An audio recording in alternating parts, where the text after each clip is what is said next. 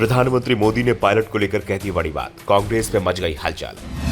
चुनाव प्रचार समाप्त होने से पहले पीएम ने राजस्थान के लोगों के नाम लिखा खत में प्रधानमंत्री मोदी ने बीजेपी को वोट देने की अपील भी की। राजस्थान में गुरुवार शाम 6 बजे तक ही चुनाव प्रचार होना है और चुनाव प्रचार समाप्त होने से कुछ ही समय पहले पीएम नरेंद्र मोदी ने राजस्थान के लोगों के नाम पत्र जारी किया है।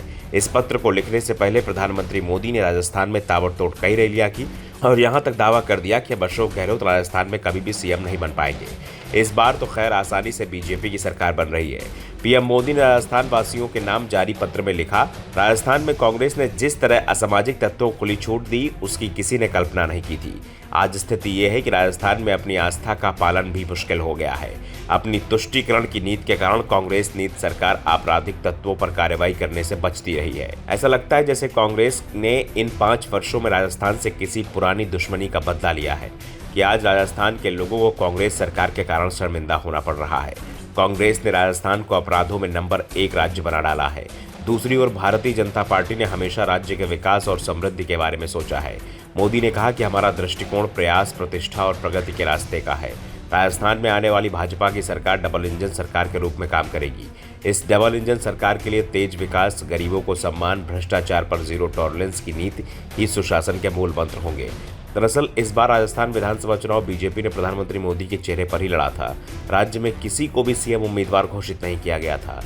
सभी को चुनाव प्रचार में भी बराबर की जिम्मेदारी सौंपी गई थी। प्रधानमंत्री मोदी ने राजस्थान में जितनी भी रैलियां की उसमें हर रैली में उनके साथ मंच पर उपस्थित नेताओं के चेहरे बदल गए। पीएम जिस एरिया में गए वहां के स्थानीय नेताओं को ही मंच पर जगह दी गई।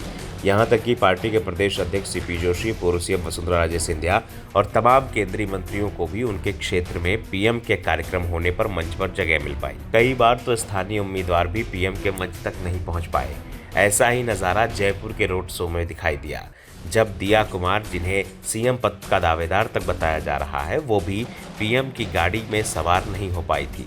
साथ ही पीएम मोदी की साख इस बार राजस्थान चुनाव से जुड़ गई है और उन्होंने लगातार रैलियां कर और अब पत्र लिखकर साफ कर दिया है कि वो अपनी ओर से कोई कमी नहीं छोड़ेंगे और अपनी रैली में पीएम मोदी केंद्र की योजनाओं का बखान तो कर ही रहे हैं। उनकी कोशिश सीएम अशोक गहलोत और सचिन पायलट के बीच चल रहे विवाद का फायदा उठाने की भी दिखाई दे रही है। पीएम मोदी ने चुनावी सभा में कहा कि आपका कमल के अलावा किसी और को दे दिया गया वोट भी कांग्रेस की झोली में जाएगा।